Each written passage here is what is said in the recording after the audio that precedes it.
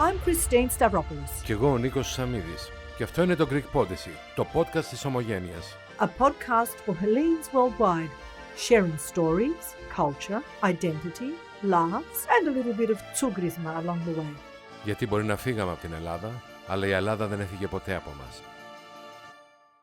This podcast brought to you by Natasha Karamiho, your trusted legal voice in Greece for all your legal matters, and Helco Consulting, trusted services for all business and investments in Greece. People usually asking why you guys starting doing this podcast. What drives you to take that decision? I would love to discuss with you today, Christine, why these kinds of initiatives are important to our community. And we've seen a lot of young people taking advantage of the social media and the popularity, and it's an easy access to come in contact with more people, and they're using it to promote Hellenism. Yes. It's not only us. Well, it's promoting whatever they want to promote. Yes, correct. I owe what we're doing to you because Nico and I had a radio program, and for a long time you were saying, we need to do a podcast. And you eventually made me realize why it's important to do a podcast. But I'm not talking only podcast, even a radio program. I'll tell you why. Let me finish. Because we now have more engagement with a podcast. Even radio stations, they have their radio program, but they're starting their own podcasts as well, because they can see that it is listening to a conversation.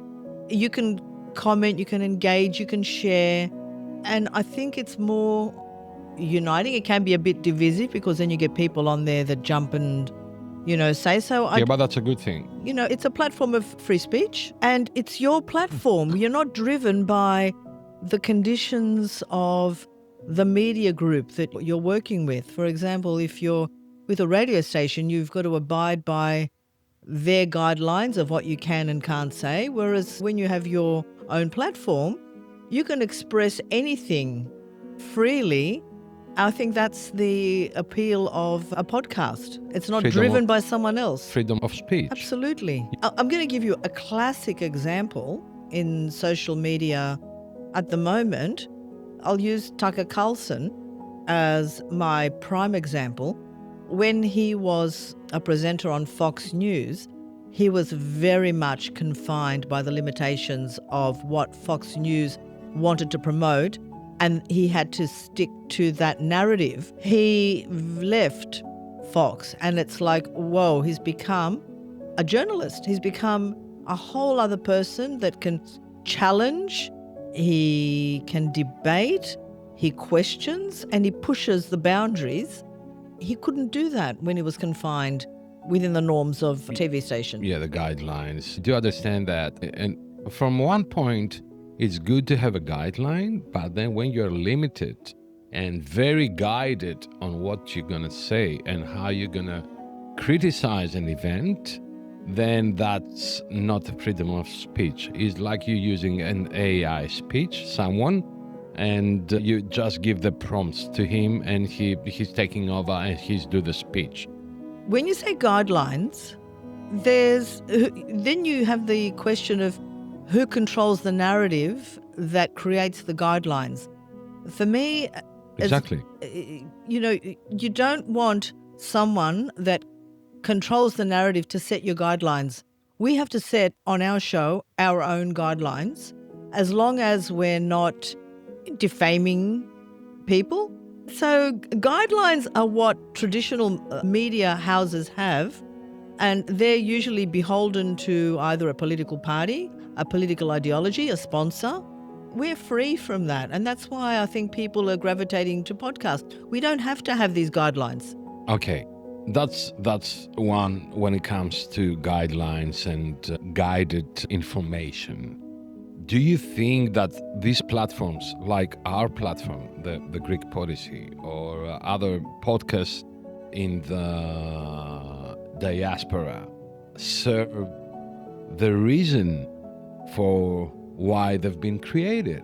So our main reason for that podcast was, when we first started it, to connect with as many people possible around the globe that are Hellenes or Philhellenes.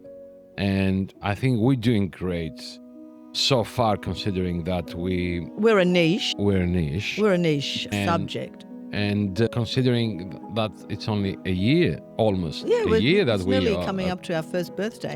Do you think, do we serve a scope? We do. I feel, and I'd love your feedback on this, we can diverge a little bit because it doesn't necessarily have to be a subject focused on Greek heritage. It could be a subject that involves everybody, Greeks included, to broaden the platform a little bit, have a broader audience. But in anything, we're still somehow able to connect it back to something that relates to Greek. Greek Greece. identity. Yes, To Greek identity. exactly, yes. Well, everything you can connect with Greek identity. You sound like Mr. because Portokalos. we are Greeks. We claim everything, and we. Look, we're being facetious when we say that. We are respectful of every culture.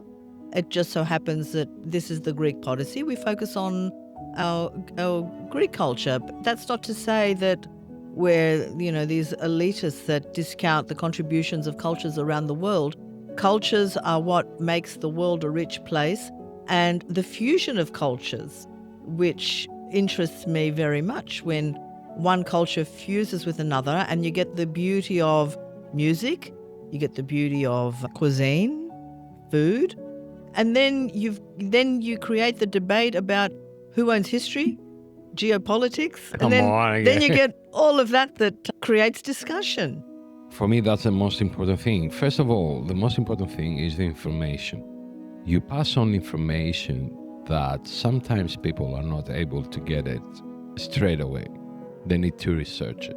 So when you have an episode named Why Macedonia Matters, for example, the audience know that this is the episode, and what they're going to listen during this episode is everything has to do with the Macedonian issue, for example, or why Crete is unique. You know that when you go to the episode, you'll see that Crete is the episode. So you don't search too much to find this information. Of course, the information needs to be legit, and especially when we're talking about facts, historical facts and political facts, then you need to be very, very careful and to do that. But I want to say that we've seen many tries from other platforms trying to do that and find it difficult to continue. When you say other platforms, which one? Like other podcasts. They other started, they podcasts. went for one season, then they stopped. Yes, I don't want to mention names. Or they find difficult to to keep creating content. Yes, Finding correct. new content. Do you think that because our topics, as we said, we are very niche, do you think that we are limited I don't think into content? No, because you can create content and make it relevant to anything. You pick anything. Science. We're going to have on the program a genius scientist coming up on a podcast. That isn't specifically a Hellenic subject, but is a topic that benefits and informs everybody around the world, Greeks included. Sorry, but he's half Greek. But There is a connection.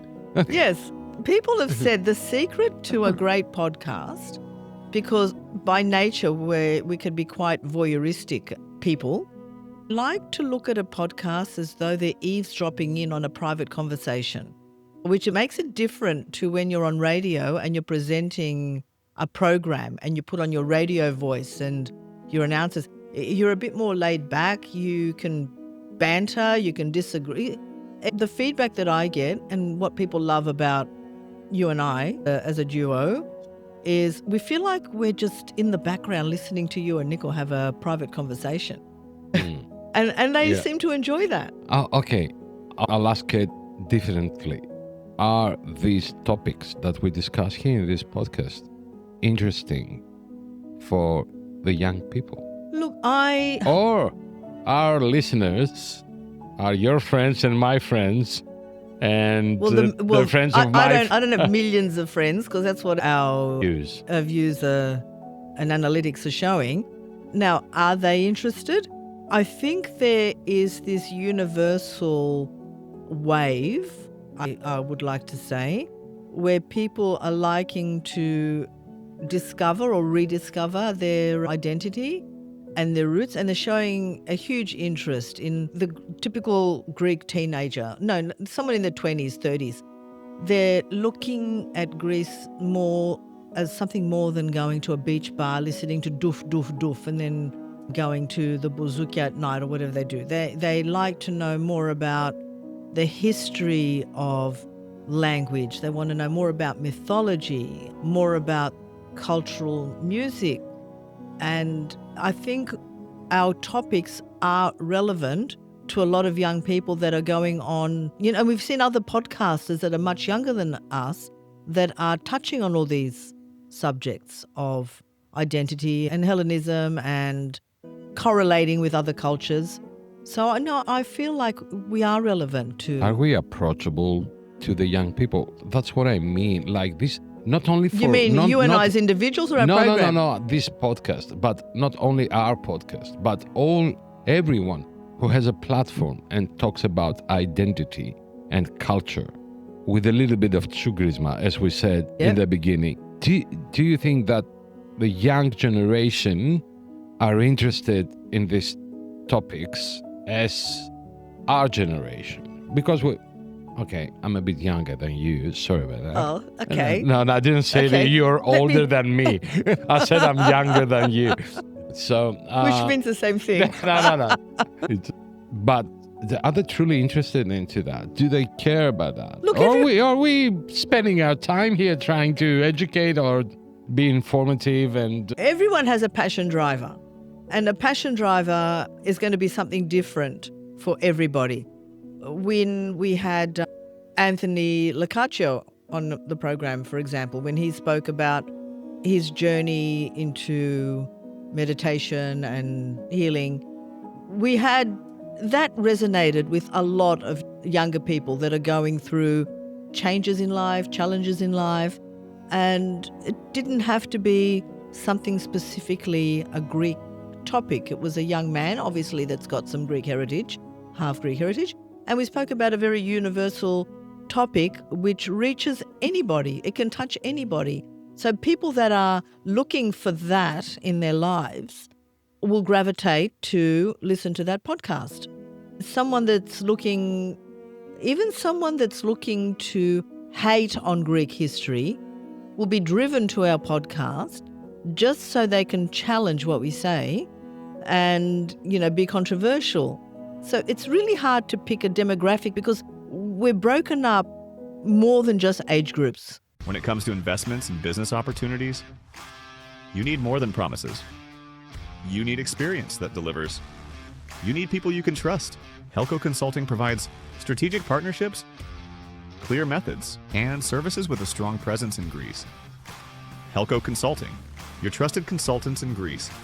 When legal matters affect your business or life, you need guidance you can trust. Natasha Karamihu provides expert legal advice, protecting your interests and navigating every challenge. Natasha Karamihu, your trusted legal voice in Greece. I remind you, do you remember Angelo Charouchos we had with Ariana Papalaxopoulos on one of our episodes? Of course I do, yes. Okay, now we make sure that she remembered Angelo Charouchos. Do you remember Angelo Charouchos here at the studio was saying that I speak with people and say, oh, I'm Italian. And where are you from, Italy? And they don't know. They don't know the heritage. They don't know the roots. They don't know. So that gives me an idea that younger generation, instead of digging deeper to the history, the connections, the culture, the identity, they're moving a bit backwards, and they see like Greece as a holiday destination, and where Mykonos or Santorini, where the vibes are, and that's what we want to do. We want to have some good time there, go spend the time on sunbaths and the drinks at night, and let me finish, and live the life that they see on the videos and promotion and all that. So they're not strongly connected with their identity. No, that's not great. You could pick that up and take it to Ibiza. It's exactly the same experience. And that's why I'm asking, are we appealing to this generation? Are these topics appealing? From our experience over the past year, it's when young people are starting their family and they have a child and they feel this obligation. They think, well, I want to know, what am I passing on to my child? What am I going to, when my child says, where are you from and where have I come from? That, I think, is the motivation to then dive into a podcast like ours, to learn more about where they come from and, what's made them who they are today, and have this pride in their history, because it's something that they want to have pride in passing on to their child. And I saw that, I experienced that. Let me use myself as an example. When I was growing up, I was very much an Australian girl that tried to hide her Greekness. When I matured, I had my own child, I then thought, well, this child, what's its identity? The identity is more than the name that you're given at birth. It's a whole unpacking of culture. Then I thought, I need to be in touch more with my culture so then I can pass it on to my child. And now I'm seeing that with them. So I think that's what generationally makes what we talk about relevant to the young people. It's when they get to a certain stage in their life when it starts to matter to them. Yes, you're right, because that time comes no matter what. So I think that the age group, let's say 19 to 30, it doesn't really, it's not a need in that age to search for your identity. But I want to say something. The family is very important contributor to that, to the identity research, and keep the connections with your culture. And I'll give you an example. I'm not...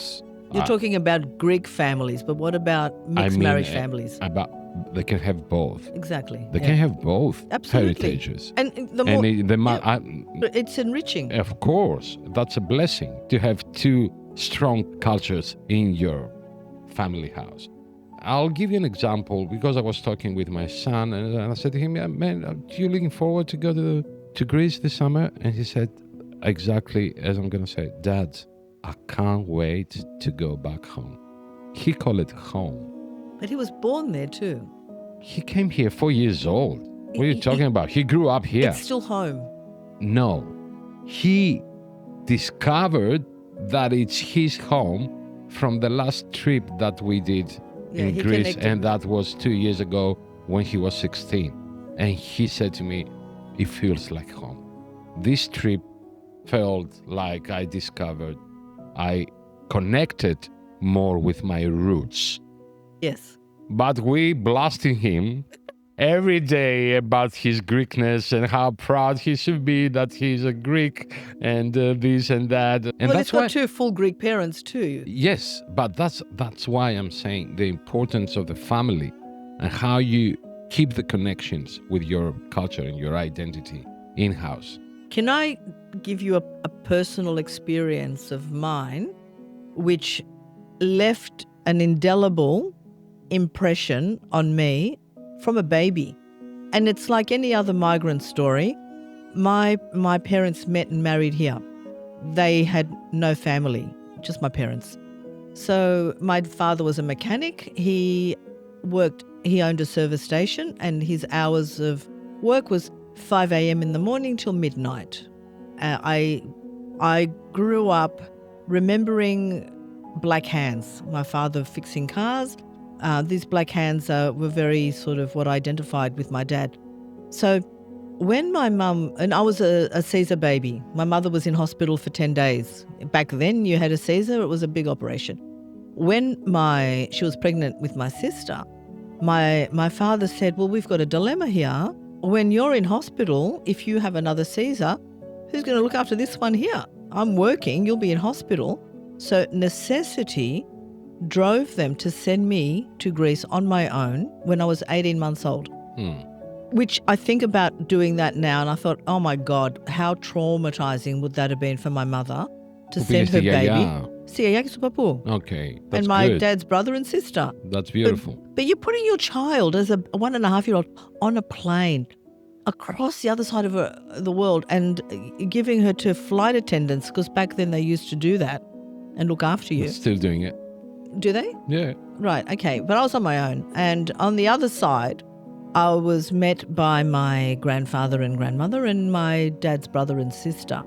And I spent close to a year with them while my mother had the pregnancy, waited till my sister was old enough, to travel.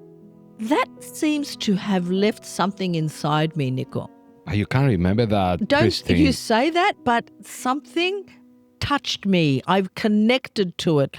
That's why and I've tried to articulate this to people, whether it's people telling me stories about what it was like, but I formed this unbreakable bond with that area, Naonia, where my dad was born and raised, and I lived in, the family home. My grandparents, in my head, I remember my papu putting on his hat and taking me to see Jenny. Jenny was a chicken.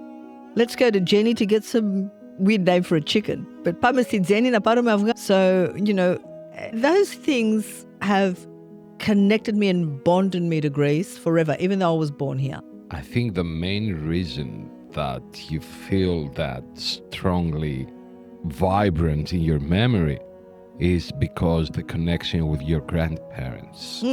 That's a Very main much so. factor. And that's the reason that we are visiting Greece. Yes. The reason that we are visiting Greece is because we want our kids to be connected with our people. Because we are here alone. We're by ourselves. We don't have any... you are, aren't you?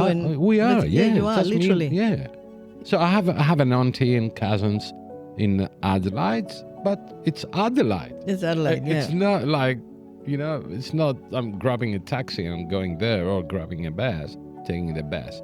But I think that the purpose of these cultural platforms is to Educate, but connect. to connect and to create a need for a more And curiosity. correct individually. If we're creating curiosity, it makes you want to learn more. It'll make you want to maybe travel to Greece, experience it on your own. It may want you to listen to more of what we have to say. So if we're inspiring curiosity and conversation, we're spreading Hellenism, uniting people, which is what was the initial objective of our podcast. And the reason that we started, I don't know if many of you have seen on our social media platforms the mini doc series, is because we want to pass some stories on an easy way on a 1.5 minute video, so we can understand who was Dr. Papanikolaou, who invented the smear pap test, pap smear test, who was Aristoteles Onassis, who was Maria Callas. We're going to do more of that series because people are really enjoying our little, and they're produced. They're not just to let you know, they're not videos that we share. They're videos that we create, that Nico creates. We produce them. You produce as the them. Greek Podyssey. Yes. So they're not. You can't find them anywhere else. You can share them. You Obviously, can share them. Of course. They've been shared thousands of times, and that's another key aspect of why we do what we do. We can create content like this and share it, and it's shared, thousands of times around the world. And I feel that's a contribution that we're making to our culture. Exactly right. That's what I want to say, that we have also duty. A duty, yes. We have a duty. I love it when I have to tell you the English word because you're always because giving I'm me the stuck. Greek word. No, because you're it's always not coming automatically, and I need to analyze a phrase first. Exactly, yeah. We do have a duty. I'm trying to avoid to Say the Greek word. automatically translate from Greek to English because it's wrong. Anyway, so we have a duty, and our duty is, if you want to identify it as a cultural podcast or a media creator, cultural media creator, you have a duty, and that is to pass on your identity to as many information, as many as you can. And I think we're doing all right. Well, we're coming close to our first year. Yes. It's Jesus. like, wow. Oh, God. Post me access. Okay, I know. No. It's like I'm asking the same thing. We're very good yin and yang. Um, And we've had some excellent guests on the show. We want to provide varied guests, so we have varied content, and then obviously have the interaction between you and I, Nico. Yes, I know people that recognize you on the street now, Christina. Well, Say, you're oh not my out- God, you're the girl You're the from the podcast. Yeah. Yeah. Not because I'm more popular than you. I just get out more than you. That's the problem. Now, when I'm doing the editing, Yeah, he's in his editing I have studio. more scenes with you. And the other thing is you jump over on me, so you're taking most of the speech here. No, I don't. No, I'm kidding. Yeah, but we have a duty, and as I said, it's a blessing to have this platform to share our content. Why don't we get one of that age group that you're referring to and bring them into the studio and have this conversation? You know what I want to ask to the younger audience out there of the Greek Podyssey? Which subjects you think that are very important to you? Which subjects you think that you would love to touch that we haven't touched yet?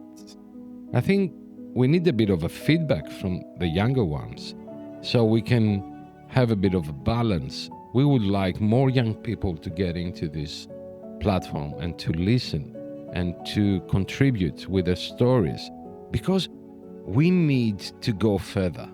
We need to see how their Greek identity helped them to overcome challenges in their life, for example. Or what they identify with now.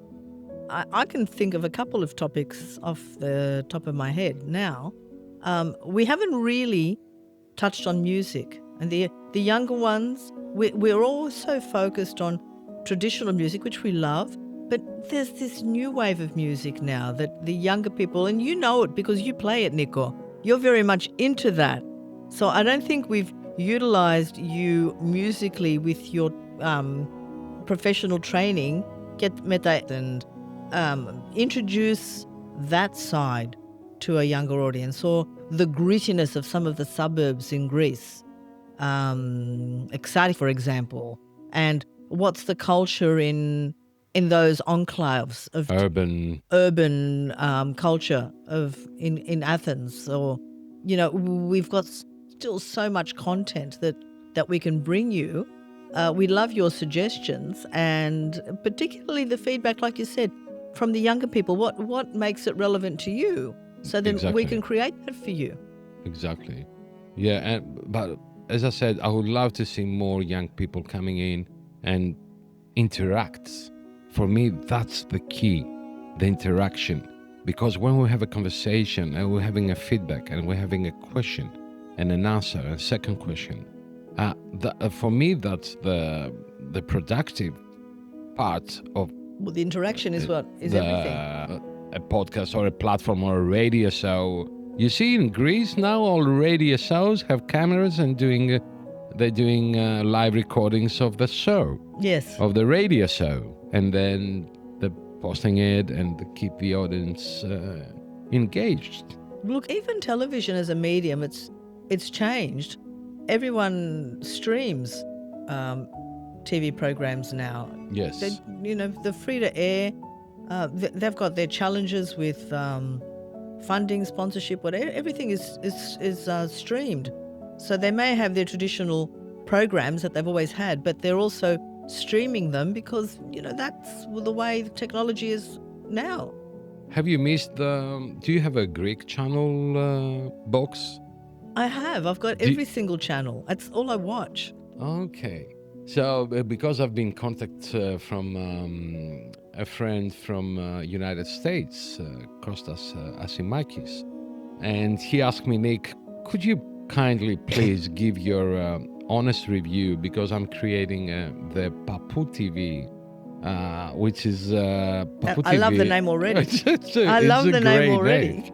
Because it's a platform that you can have all the Greek channels in one, or you just subscribe to whichever you like. And extra more. Yeah. And I said, okay, yeah, Costa, I'll do that for you, and I'll let you know. But I didn't have the time to watch any of the TV. Well, send it to me weeks. because I love it.